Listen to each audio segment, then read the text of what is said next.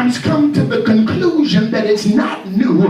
It was there the whole time, but now I'm looking at it with fresh eyes.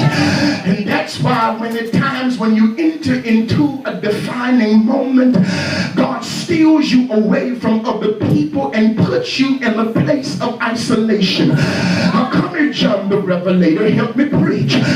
They thought they were doing me a disservice and an injustice. I'm threatened by Nero's chopping block, but I'm not scared.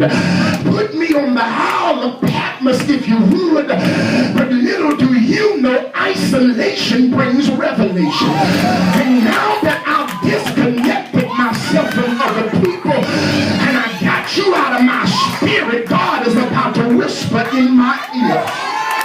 I feel something pushing me now. Just touch your neighbor, say God's about to whisper something. He's about to tell you secrets that can't nobody else hear. He's about to give you nuggets that other folk can't understand.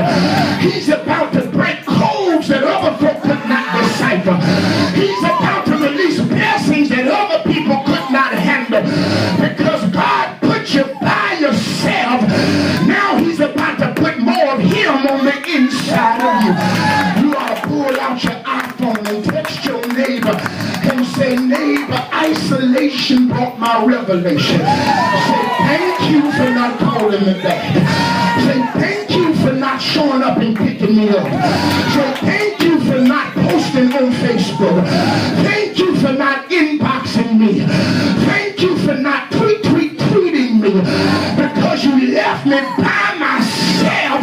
You forced me to get with God. Now sit down, you're going to make me nervous. A defining moment is a time of reevaluation. It's a time of mental strategizing. It's when I come to the place where God allows opportunity to have a head-on collision with preparation. You missed it, I'll rewind it. A defining moment is when opportunity has a head-on collision with preparation, and God releases you to do stuff in this season that you didn't have the authorization to do in the last season. It's not that I wasn't anointed back then, I simply wasn't authorized. It's not that I didn't have ability back then, I simply wasn't authorized. But I'm sensing in my spirit a defining moment that's getting ready to be made available, where the heavens are going to open and I see me ascending and descending, vacillating like Jacob on the ladder, and the angels in the vision where I touch heaven and heaven touches me back. Who have I come to preach to in here? Lately you've been sensing something going on.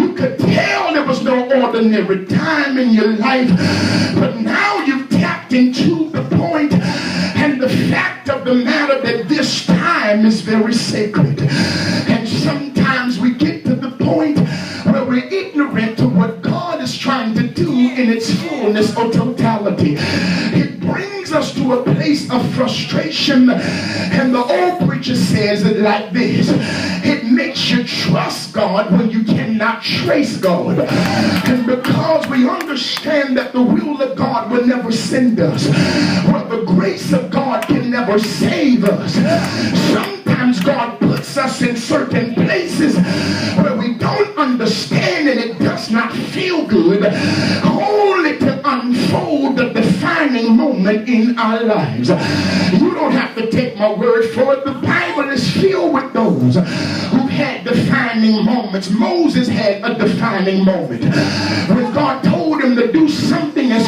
crazy as walk to the water, hold a stick out towards the water, and expect the water to dry up. It was not only Moses but Abraham had a defining moment when God told him to leave the land of Ur. Elijah had a defining moment. He's lying by the brook, got room service by a raven, but God says, get up and go down to Zarephath, and there's a widow woman who I've commanded to sustain you. I don't have to talk about Moses. I don't have to talk Abraham and Elijah, I can simply put your name on my paper, and you could grab the mic and testify that God brought me through some stuff, only for me to later on recognize that the stuff that